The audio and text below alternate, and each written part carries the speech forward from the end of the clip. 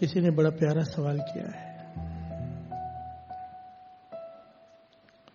सवाल है कि आप कहते हो कि बैठकर दोपहर को 3 बजे सारे काम छोड़कर श्री सुखमनी साहब जी का पाठ सुन लिया करो, कर लिया करो।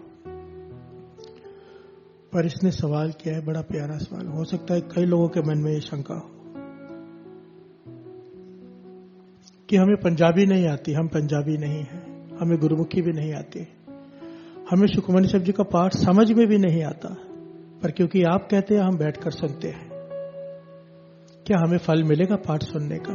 प्यार से बोलिए धन गुरु नानक, धन गुरु नानक। फिर से सुनिए सवाल कि हम पंजाबी नहीं है, हमें गुरुमुखी भी नहीं आती, हमें श्री सुखमनी साहब जी की वाणी सुनते हैं पर समझ में भी नहीं आती, पर क्योंकि आप कहते हैं हम बैठकर सारे परिवार समेत सुनते हैं, पर सबके मन में हमारे डाउट है कि हमें फल मिलेगा, क्योंकि समझ में तो आ नहीं रहा, पर बैठकर सुन रहे हैं। प्यार से बोलिए धन गुरु नानक, धन गुरु नानक।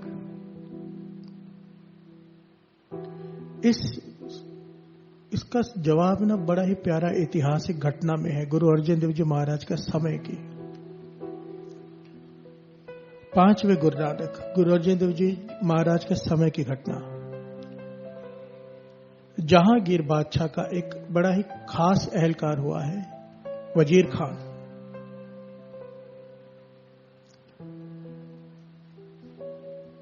ऐतिहासिक घटना है साथ संगत जी। वजीर खान को जलोदर का रोग हो गया। जलोदर का रोग कहते हैं पेट में पानी भर जाता है, ना आदमी सो सकता है, ना बैठ सकता है, ना चल सकता है, बस पीड़ा में रहता है, तकलीफ ही तकलीफ, दर्द, हर वक्त दर्द, चीसें पड़ती है अंदर, दर्द उठते हैं, कराता है। इतनी बुरी हालत उसकी, सारे वैद्यों ने हाथ जोड़ दिया, भी हमसे इलाज नहीं हो सकता, इसका कोई इलाज नहीं है। अब जहांगीर का खास एहलकार है, वो बहुत बड़ी हवेली में रहता है। उसकी हवेली के बाहर से एक गुरु का सिख गुजरता है हर रोज, एक फिक्स टाइम पे कहीं जाता होगा। हवेली बड़ी थी, हवेली बड़ी थी तो हवेली को घूम के जाता था, बड़ी हवेली को, और जब तक वो वहां से चलकर जाता था कुछ पढ़ता था, जोर जोर से कुछ पढ़ते हुए जाता था। जहांगीर ने जब वजीर खान ने जब उसकी आवाज सुनी कि ये कोई गुरु का सिख कुछ पढ़ते हुए जाता है, जब भी वहां से गुजरता है, और जितनी देर वो वहां से गुजरता है कुछ पढ़ता है, कानों में आवाज पड़ती, उतनी देर के लिए दर्द बहुत कम हो जाती, खत्म ही हो जाती है लगभग। प्यार से बोलिए धन गुरु नानक, धन गुरु नानक। ध्यान से समझना, वो गुरु का सिख हवेली को क्रॉस करके गुजरता है रोज। हवेली बड़ी है तो समय लग जाता है 2-4 मिनट का। जितनी देर गुरु का सिख वो वहां से गुजरता है कुछ पढ़ते हुए जोर से, वजीर खान को आराम आ जाता है, उसका दर्द खत्म हो जाता है। पूरा रात जो जागता है, पूरा दिन जो कराता है, जितनी देर वो सिख वहां से गुजरता है, उसने नोट की ये बात कि कुछ दिनों तक कि जब ये गुरु का सिख यहां से गुजरता है, जितनी देर तक उसकी आवाज आती है दर्द खत्म हो जाता है। प्यार से बोलिए धन गुरु नानक, धन गुरु नानक। तो वजीर खान ने उसे अपने पास बुलाया और कहा, हे गुरु के सिख, ये तू क्या पढ़ता है? जब जब तू यहां से पढ़ते हुए गुजरता है, मैं बहुत रोगी हूं, कोई इलाज नहीं जो मेरा रोग है जलोदर का। आज उस रोग को क्या कहते हैं मुझे पता नहीं, उसका नाम क्या है साइंस में, पर आज भी ये रोग है जिसमें पेट में पानी भर जाता है, सुना है मैंने। तो इतनी तकलीफ है, पर जब तू गुजरता है कुछ पढ़ते हुए यहां से, वो तू क्या पढ़ता है? क्योंकि जब तक वो जो तू पढ़ता है, कानों में आवाज पड़ती है, दर्द ठीक हो जाता है। तो गुरु के सुख ने कहने लगा, ये तो मेरे 5वें गुरु नानक गुरु अर्जन देव जी द्वारा रचना की गई बानी श्री सुखमनी साहब जी है। प्यार से बोलिए धन गुरु नानक, धन गुरु नानक। मेरे गुरु अर्जन देव जी महाराज ने इस वाणी की रचना की है, और ये कहा है कि ये देह अरोगता के लिए है। इसमें कई बार है इस वाणी में, तो हम सिखों ने इस वाणी को याद कर लिया है कि जब समय मिले वाणी को पढ़ते हुए बड़ा ही रस आता है, बड़ा ही मन जुड़ता है, तो ये वाणी हम पढ़ते रहते हैं। तो वजीर खान ने हाथ जोड़ दिया उस गुरु सिख के आगे, कहने लगा, मुझ पे तरस कर, इतना बड़ा एहलकार एक सिख के आगे हाथ जोड़ रहा है, सिख गरीब है, ये वजीर खान है, एहलकार है, हाथ जोड़कर कह रहे हैं कि 40 दिनों तक मेरी बेनती है कि मुझे यहाँ पर बैठकर ये पूरे श्री सुखमनी साहब जी का पाठ सुना, ताकि मेरा रोग ठीक हो जाए। हर से बोलिए धन गुरु नानक, धन गुरु नानक, धन गुरु नानक, धन गुरु नानक। जब इसने इतनी विनम्रता से बेनती की और देखा कि इतने दर्द में है ये, गुरु के सिख को तरस आ गया। इस सिख का नाम आया है भाई भागू, इतिहास में इसका नाम भाई भागू आया है। भाई भागू कहने लगे, ठीक है वजीर खान, मैं रोज आकर इस समय पे तुझे श्री सुखमनी साहब जी का पाठ सुना दिया करूंगा। साथ संगत जी 40 दिनों तक वजीर खान बैठकर, 2 आसन लग जाते थे, एक आसन जमीन पर धरती पर बैठकर वजीर खान बैठता था, एक आसन पर गुरु का सिख पाठ सुनता रहा 40 दिनों तक उसका रोग लगभग पूरा ठीक हो गया। थोड़ी सी कसर रह गई, इतिहास में लिखा है कि थोड़ी सी कसर रह गई, इतना आराम आ गया। वजीर खान ने हाथ जोड़े आखिर में, कहने लगा, हे गुरु के सिख, तूने इतना तरस किया है मुझ पर, श्री सुखमनी साहब जी का पाठ 40 दिन सुनाया है, अब जिसने ये वाणी की रचना किया उसके दर्शन भी करा दे। हर से बोलिए धन गुरु नानक, धन गुरु नानक। तो भाई भागो वजीर खान को कहां ले गया? श्री हरमंदिर साहब, जहां पर गुरु अर्जन देव जी महाराज संतों को दर्शन दे रहे हैं, विराजमान है। वजीर खान ने चरणों में मस्तक रखा और जोर जोर से रोने लगा। गुरु अर्जन देव जी महाराज मुस्कुरा के कहने लगे, वजीर खान, तकलीफ दूर हो तो गई है, अब क्यों रो रहा है? तो वजीर खान कहने लगा, पातशाह, थोड़ी कसर रह गई है, अब तरस करो, पूरी तरह ठीक कर दो, पूरी तरह ठीक कर दो। तो यहां पर गुरु अर्जन देव जी महाराज ने वड्याई दी अपने भक्तों को, वड्याई दी गुरु के सिखों को, वड्याई दी संतों महापुरुषों को। गुरु अर्जन देव जी कहने लगे, अगर ठीक कराना है तो बाबा बुड्ढा जी वहां सेवा करा रहे हैं, उनसे जाकर बेनती करो, वो ठीक कर सकते हैं। हर से बोलिए धन गुरु नानक, धन गुरु नानक। गुरु का सिख गुरु को आगे रखता है, पर गुरु खुश होता है अपने सिख को आगे करके। हर से बोलिए धन गुरु नानक, धन गुरु नानक। हर अपनी वड्याई पावंदी जन का जयकार कराए।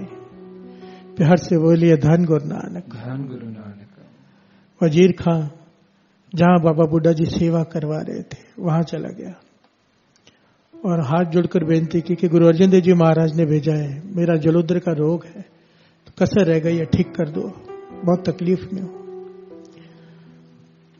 तो बाबा बुड्ढा जी रोह में, क्रोध में, जिसे हम क्रोध कहते हैं, महापुरुषों को क्रोध नहीं आता, रोह होता है। एक्चुअली चेक करना था, महापुरुष जब क्रोध करते हैं ना, उसके पीछे कारण होता है। उन्होंने चेक करना होता है कि सिख खड़ा कहां पे है, सेवादार सह सकता है कि नहीं सह सकता है। हर से बोलिए धन गुरु नानक, धन गुरु नानक। तो बाबा बुड्ढा जी ने कहा गुस्से से कि मैं यहां पे सेवा कराने बैठा हूं कि लोगों की बीमारियां ठीक करने बैठा हूं? गुस्से से कहा, परे हट के खड़े हो जा, दूर हो जा मुझसे।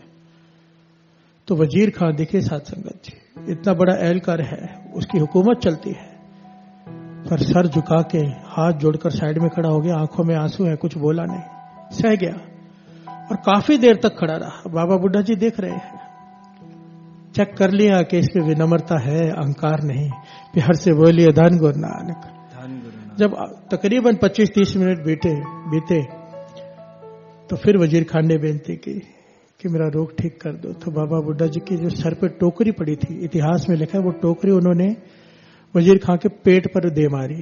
प्यार से बोलिए धन गुरु नानक। जैसे टोकरी पेट पर लगी, सारा पानी बाहर आ गया और उसका रोग हमेशा के लिए ठीक हो गया वजीर खान का। यहां पर सवाल ये था, जिसने सवाल पूछा था कि हम पंजाबी नहीं है, हमें गुरुमुखी भी नहीं आती, सुखमनी साहब जी का पाठ सुनते हैं, आप कहते हैं इसलिए सुनते हैं, समझ में भी नहीं आता, तो क्या हमें फल मिलेगा? अब जरा ध्यान दीजिए, वजीर खान के यहां से जब भाई भागू जी गुजरते थे हवेली के यहां से, उसे नहीं पता था ये क्या है, उसे तो ये भी नहीं पता था कि ये श्री सुखमनी साहब जी का पाठ है, वाणी है गुरु की, तब भी उसका रोग ठीक हो गया। हर से बोलिए धन गुरु नानक, धन गुरु नानक। वाणी की ताकत को समझिए। अगर वाणी को समझ कर विचार कर पढ़ेंगे, उसकी तो बात कहीं नहीं, उसकी तो तुलना ही नहीं हो सकती। पर जिसे वाणी की समझ नहीं है, ज्ञान नहीं है, बाबा नंद सिंह जी ये पंक्तियां पढ़ाया करते थे, दुख रोग संताप उतरे सुनी सच्ची वाणी। केवल सुनने से, यहां पे यह नहीं लिखा जिसने समझी, सिर्फ सुनी, दुख उसके दुख दूर, रोग दूर, संताप कलेश सब दूर, सुनी सच्ची वाणी। केवल सुनने से, जो केवल वाणी को सुनते भी हैं, समझ नहीं आ रही अब तक, उनके भी ये दुख दर्द और रोग दूर हो जाते हैं। हर से बोलिए धन गुरु नानक। वाणी कह रही है, दुख रोग संताप उतरे सुनी सच्ची वाणी। दुख रोग संताप उतरे सुनी सच्ची वाणी। बाबा नंद सिंह जी से भी किसी ने यह सवाल किया था कि नाम जपने में मन नहीं लगता। बाबा नंद सिंह जी ने उदाहरण दिया, आग में हाथ जानबूझ के डालो या अनजाने में, आग ने हाथ को जला देना है। वाणी मन जोड़ के पढ़ो या बिना मन जोड़ के पढ़ोगे तो बहुत बेअंत लाभ है, कोई तुलना नहीं। पर बिना मन जुड़े भी अगर पढ़ते हो तो भी आग ने हाथ तो जला ही देना है, वाणी ने पाप तो जला ही देने हैं। फिर हर से बोलिए धन गुरु नानक। और सुनते सुनते समझ आने शुरू हो जाती है। और सारी श्री गुरु ग्रंथ साहिब जी की वाणी में सुखमणी साहिब जी की वाणी एक ऐसी वाणी है जो समझना बड़ा आसान है। अगर आप सहज में पढ़ेंगे ना, अपने आप समझ आनी शुरू हो जाती है। सिंपल है, सिमरो सिमर सिमर सुख पाओ, कल कलेश तन माहे मिटाओ। इसमें क्या समझाना है? हर से बोलिए धन गुरु नानक। धन गुरु नानक। और आस्ते आस्ते समझ आनी शुरू हो जाती है, फिर तो रस आना शुरू हो जाएगा, ज्ञान आना शुरू हो जाएगा। पर फिर भी इसकी महिमा कहीं नहीं जा सकती जो बैठकर सुनते हैं। सुनने का लाभ तो दास ने पहले भी बताया था। वाणी कहती है, पवित्र पवित्र पवित्र पुनीत, कहते पवित्र सुनते पुनीत। जो सुनते हैं ध्यान लगाकर वाणी को, उन्हें 3 गुना फल है पढ़ने से ज्यादा का। हर से बोलिए धन गुरु नानक। इसलिए मन में कभी भी ये नेगेटिव ख्याल नहीं लाना कि हमें वाणी समझ में नहीं आती। हम सुन रहे हैं, क्या फल मिलेगा? एक तिल नहीं पन्ने काल है। एक पंक्ति भी सुनी हुई व्यर्थ नहीं जा सकती। एक पंक्ति किनका एक जिसे जी बसावे, ताकि महिमा गनी ना आवे। किनका एक जिसे जी बसावे, ताकि महिमा गनी ना आवे। एक घटना याद आ गई। एक हिंदू धर्म के महापुरुषों के पास कोई महापुरुष गए थे सिख धर्म के, तो उनके हाथ में यहां पर ना हमेशा एक तरफ श्री साहिब जी रहती है, एक तरफ गुटका साहब रहता है, उसे खजाना कहते हैं। तो उन्होंने कहा ये क्या है? कहने लगे ये गुटका साहब है, श्री सुखमणी साहब जी के बाणी और नित्यानंद साहब का गुटका है। तो कहने लगे दर्शन करा दो। तो उन्होंने श्री सुखमणी से हाथ धोए, श्री सुखमणी साहब जी का गुटका पकड़ा और खोला ऐसे, और कहने लगे ये क्या लिखा हुआ है? पंजाबी में था। तो उन्होंने पढ़ के बताया क्या पंक्तियां थी। साथ ना चाले बिन भजन बिखिया सगली छार। उन्होंने कहा बंद कर दो इसे। जो हिंदू धर्म के महापुरुष थे वो कहने लगे बस बंद कर दो। कहने लगे आगे भी सुन लो। कहने लगे नहीं, इस एक पंक्ति में ही सारी ज्ञान का सार है। हर से बोलिए धन गुरु नानक। एक पंक्ति श्री सुखमणी साहब जी की सुनी, क्या? साथ न चाले बिन भजन बिखिया सगली छार, कि बिना सिवाय भजन के नाम के तेरे साथ कुछ नहीं जाना, बाकी सब छोड़। हर से बोलिए धन गुरु नानक। एक पंक्ति को लेकर उन महापुरुषों ने ज्ञान ले लिया। सुखमणी साहब जी की एक पंक्ति को हम पूरा पाठ पढ़ लेते हैं। गुरु गोविंद सिंह जी महाराज के वचन भी लिखे हुए हैं कि चाहे ये नित्यनेम तो करना ही है पूरा पाठ, पर उसके अलावा एक शब्द रोज समझने का प्रयत्न करना है। गुरु गोविंद सिंह जी महाराज के 52 वचनों में से एक वचन है कि हर रोज केवल एक शब्द को समझने का पूरी कोशिश करनी है। एक एक शब्द करके कितना ज्ञान हो जाता है। फिर हर से बोलिए धन गुरु नानक। धन गुरु नानक। किनका एक जिस जी बसावे, ताकि महिमा गनी ना आवे। दुख रोग संताप उतरे सुनी सच्ची बाणी। गुरु नानक मेहर करे, गुरु नानक मेहर करे। ये वाणी जो पढ़ रहे हैं, जो सारी संगत मिलकर श्री सुखमणी साहब जी का पाठ कर रही है दोपहर को, उनके एक एक चरणों में मेरा सर, एक एक के चरणों में क्योंकि धन है वो संगत है जो सब मिलकर श्री सुखमनी साहब जी का पाठ कर रहे हैं।